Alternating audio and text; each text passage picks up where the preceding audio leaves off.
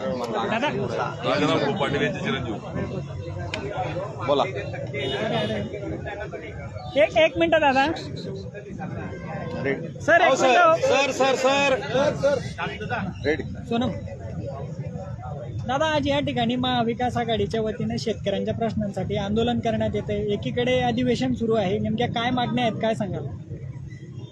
शेतकऱ्यांच्या प्रश्नाला या महायुतीच्या सरकारने पूर्णपणे तिलांजली दिल्याच्या नंतर आज या ठिकाणी महाविकास आघाडी, शेतकरी संघटना, समविचारी पक्ष आणि संस्थेच्या माध्यमातून आम्ही आंदोलन सुरू केलेलं आहे। या आंदोलनामध्ये सगळ्यात महत्वाची मागणी एक आहे की जिल्ह्यातल्या दूध उत्पादक शेतकऱ्यांना मागच्या वर्षीपासून 5 रुपये फरक देण्याचं धोरण बजेट या सरकारने केलं, मात्र जिल्ह्यातल्या दूध उत्पादकांना अद्याप पावतो तो फरक खात्यात मिळाला नाही। असे 30,000पेक्षा जास्त दूध उत्पादक त्या ठिकाणी आहे। म्हणजे घोषणा करायच्या आणि अंमलबजावणी नाही, बजेट करायचं पण तरतूद करून खात्यात पैसे द्यायचे नाही। म्हणजे शेतकऱ्यांच्या दूध उत्पादनाची जी चेष्टा लावली तो सगळ्यात पहिला मुद्दा आम्ही घेतलाय। जोपर्यंत दूध उत्पादकांच्या खात्यात पैसे देण्याचं शाश्वत आज उत्तर घेत नाही तोपर्यंत आम्ही आंदोलन या ठिकाणी सोडणार नाही। नंबर 2 की 8,000पेक्षा जास्त केळी उत्पादक की ज्यांनी केळी लागवड केल्याची तालुकास्तरीय महसूल आणि कृषी विभागाने खात्री केली, जिल्हास्तरीय जिल्हाधिकारी, कृषी अधीक्षक यांनी खात्री केली, आणि दुसऱ्या बाजूला एक कृषी मंत्री राज्याच्या सभागृहात सांगतात की केळी उत्पादकांची लागवड नाही म्हणून त्यात सगळ्यांना फेटाळण्यात येत आहे। या 10,000 केळी उत्पादक विमाधारकांना न्याय मिळाला पाहिजे, कारण की त्यांनी लागवड केलेली आहे। म्हणजे सरकार शेतकऱ्यांचं आहे का हे इंग्रजांच्या पोटचं यांचे DNA तपासण्याची वेळ आली, आज परिस्थिती आज त्या ठिकाणी आहे। नंबर 3 की ज्वारी उत्पादक, एका बाजूला हे भाजपाचं सरकार म्हणतं की आंतरराष्ट्रीय तृणधान्य वर्ष साजरं करा आणि शेतकऱ्यांनी ज्वारी लागवड केली, आणि हे लबाडांचं हे भाजपाचं सरकार त्या ज्वारी उत्पादकांच्या ज्वारी खरेदी करायला तयार नाही।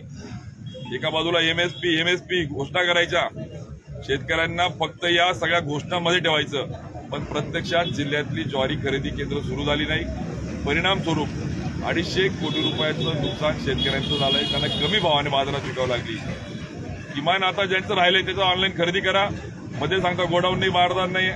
आणि नंबर 4 की हे देवेंद्र फडणवीस हे जिल्ह्याच्या आणि राज्याच्या कापूस आणि सोयाबीन उत्पादकांची फसवणूक करतायत। या जळगावमध्ये ज्या वेळेस लोकसभेचा फॉर्म भरला त्या भाषणामध्ये असेल, भुसावळ पाचोऱ्याच्या सभेमध्ये असेल, यांनी सांगितलं की आम्ही कापूस उत्पादकांना न्याय देऊ, परंतु घोषणा केली मात्र त्याचा अजून GR नाही।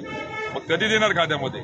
अजून वेळेवर अटी शर्ती लावणार। त्यामुळे या सगळ्या सरकारचं ज्या पद्धतीने उद्धव साहेब मुख्यमंत्री असताना अंगठ्यावर बायोमेट्रिक पद्धतीने न्याय मिळाला होता, तो कापूस उत्पादकांना फरक मिळणार आहे का नाही, या 4 प्रमुख मागण्या घेऊन महाविकास आघाडीचे सगळे नेते, पदाधिकारी, कार्यकर्ते, शेतकरी संघटना, त्याचबरोबर समविचारी संस्था आज हे आंदोलन आम्ही त्या ठिकाणी सुरू केले। जोपर्यंत शाश्वत, हे आंदोलन फोटोसाठी नाहीये, हे आंदोलन केवळ बातमी देण्यासाठी नाहीये, या आंदोलनात जोपर्यंत शाश्वत उत्तर आम्हाला मिळत नाही, शासनाकडनं पर्याय जोपर्यंत मिळत नाही तोपर्यंत हे आंदोलन आम्ही सोडणार नाही। आता जिल्ह्यात 3 मंत्री शेतकऱ्यांचे, तुम्ही आता जे प्रश्न सांगितले हे खूप गंभीर वाटतायत, मंत्री महोदय कुठेतरी कमी पडतायत का? दुर्दैवाने 3 तिगाडा काम बिगाडा एकही कामाचा नाहीये, हे लबाड मंत्र्यांची फौज। म्हणजे हे गुलाबराव पाटील, मी कायम बोलतो की एका बाजूला सांगायचे की मी शिंगाडे घेऊन मोर्चा करणारे, आता सोंग करून बसले, आता त्यांना कळत नाहीये कुठे गे केळी उत्पादक, कुठे दूध उत्पादक आहे, त्याला लाजा वाटत नाही का? दूध उत्पादक सोसायटीवर जेव्हा सगळे मंत्री संचालक आहेत पण बॉम्ब पडत नाही न्याय द्यायची, काय दोष आहे दूध उत्पादकांचा? का त्यांच्या खात्यामध्ये 5 रुपये पडत नाहीये? भाव कमी दिला जातोय। दुसऱ्या बाजूला गिरीश महाजन, त्यांना तर माती आणि गिरीश महाजन यांची नाळच राहिली नाहीये। पैसा, मस्ती आणि शेतकऱ्यांशी तोडलेली नाळ, यामुळे आज आपण बघतोय की कापूस उत्पादकांना फरक खात्यात मिळायचा GR नाहीये, दुसऱ्या बाजूला दूध उत्पादकांचा फरक नाहीये, तिसऱ्या बाजूला ज्वारीच्या शेतकऱ्यांची खरेदी केंद्र सुरू नाहीये।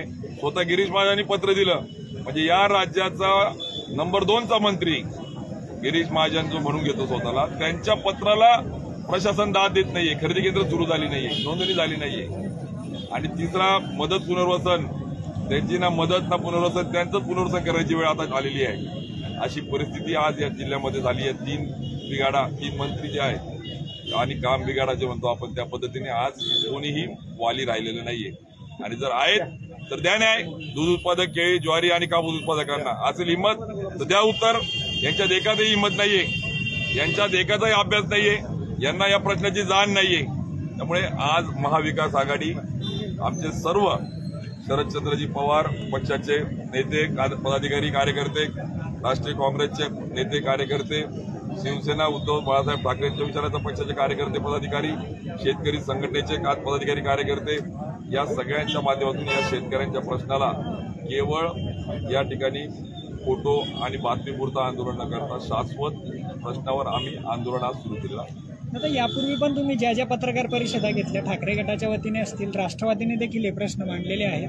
वेळोवेळी हेच प्रश्न मांडले जातात, ठोस निर्णय नाही होत. त्यामुळे आजचं जे आंदोलन आहे याच्यातून काही यशस्वी होईल का, काही ठोस पर्याय निघेल का, नाहीतर मग काय आक्रमक भूमिका काय असेल तुमची? बरोबर आहे. आम्ही पत्रकार परिषदा असतील, निवेदनं असतील, प्रशासन शासनाला वेळोवेळी या ठिकाणी बैठका घेऊन, त्यांच्या भेटी घेऊन त्यांना निवेदनं देण्याचा मार्ग असेल. वेळ प्रसंगी मागच्या पंधरवड्यामध्ये मग आम्ही चाळीसगाव, पाचोरा, पारोळा, धरणगाव यासारख्या ठिकाणी धरणे आंदोलन असतील किंवा जळगावमध्ये आमच्या महाविकास आघाडीने केलेले आंदोलनं असतील, या सगळ्या नंतरही या शासनाला, या मंत्र्यांना, या प्रशासनाला जर या प्रश्नांचं गांभीर्य कळत नसेल तर त्यासाठी आम्ही हे आंदोलन आज सुरू केलंय. त्यामुळे हे आज धरणे आंदोलन जोपर्यंत मागण्या मान्य होत नाही तोपर्यंत आम्ही सोडणार नाही. दादा, गिरीश महाजनांवर तुम्ही टीका केलेली इथे, त्या पद्धतीने जरांगे पाटलांनी पण त्यांच्यावर काल टीका केलेली आहे. जरांगे पाटलांनी म्हटलेलं आहे काल की गिरीश महाजनांना 3-3 वेळा मंत्रिपद मिळालं म्हणून त्यांना मस्ती आली आहे, त्यांना कसं पाळायचं त्याचा मी विचार करतोय आणि ते कसे निवडून येतात ते माझं चॅलेंज आहे त्यांना, असं आव्हान दिलंय. त्याकडे कसं पाहता?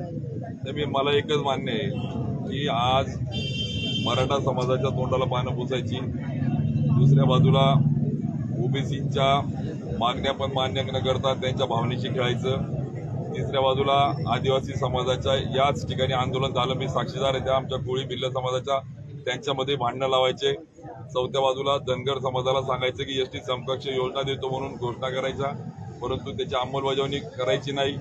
म्हणजे केवळ या ठिकाणी सामाजिक तेढ निर्माण करून आपली पोळी वाचता येईल का, हा या भाजपाचा चेहरा आता उघड झालेला आहे.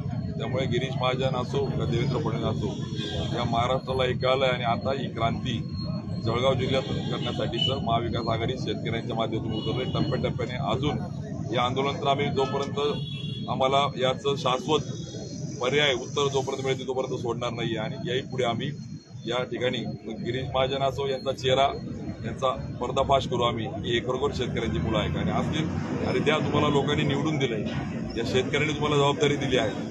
गोरगरिबांच्या आशीर्वादाने तुम्ही त्या ठिकाणी मंत्री, आमदार, दूध संघ जे चेअरमन झालेले आहेत, तुम्ही यांना सगळ्यांना न्याय द्या.